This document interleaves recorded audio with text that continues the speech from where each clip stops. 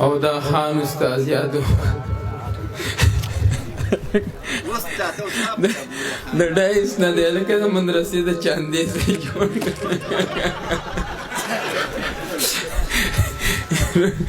په سر کې سپین نشته دا بیا ووایه په دې کې څه دي دا بیا ووایه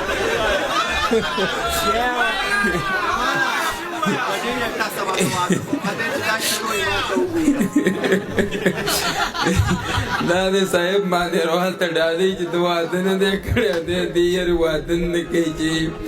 جهان مننه د حاضرین محفل ته او زه خو چې سار د کوره راوتم په دې کارک مشال د کتاب مخکتنه و نن ور دوره ګرم و نه ساده سپین څادر مې راواغسته مې دا غټ څادر به راباندې بیا بوج کېږي و چې دلته درمان مبارک ته ګاډي نه راکوش شو یخنۍ ته مې وکتل نو بیا مې وی چې لکه دغه دا یا غاښونه دي چینګ راباندې درمان واړول اوس به رادان دغه یو ملګري کاغذ راکوي د واده زلمي ته به دغه شعرونه ډالۍ کړي هلکه ما په دی باندې اکثر بیا زمونږ د یو متل وکړو د هغې نه پس به شعر ووایه که نه ساړه دي نو متل خو دغه ریپلیوال په پینډۍ کې اواز دغه نظم ډېر په جوش وي چې هله پیره بابا راشي نو ماته هلکه دا حلقه چې کوم دی دغه سره بر امام صاحب سره دا میدان پیر بابا چې هغه ملکون نه راځي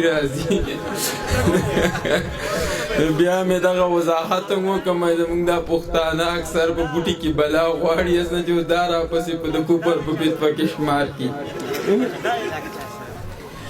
دا علاقه خو به اوس د دوی ته پته چې دا د چا بخه منظرې بابا دغه څو شعرونه د واده زلمي ته دغه د واده هغه شعرونه دغه ملګري وی چې هغه ته به ډالۍ کوي چې ظاهر ملایم خو باطلي لپس نه کوم ظاهر ملایم خو باطلي لپس نه کوم کمه ناسازه ناروا ده چې زه نه کوم چې یو سړي مې هم په ډېرو ښو کې ښه ونه وي د دغې قهر اوس د هېڅ چا سره ښه نه کوم او چا راته وي اوسنۍ ښځې سړی خیر ته کینئ یخته مې سپین شو خو د دې یارې واده نه کوم مننه چې چا راته وي اوسنۍ ښځې سړی خیر ته کینئ یخته مې سپین شو خو د دې یارې واده نه کوم او په دې کې څه دي خو ورکړې وه ورکړې مې دا زه په نکاح کې په دې دوو ټکو زړه نه کوم دا بیا ووایه په دې کې څه دي دا بیا ووایه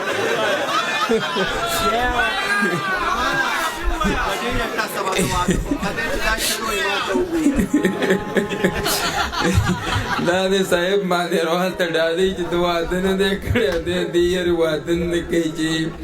په دې کې څه دي خو ورکړې وه ورکړې مې دا زه په نکاح کې په دې دوو ټکو زړه نه کوم او دغه نور الله شاه هم دغه فرمایش وکړه دا یې غزل چې مینه مې د حد نه سیوا ډېره شي کله چې یاران رانه چاپېره شي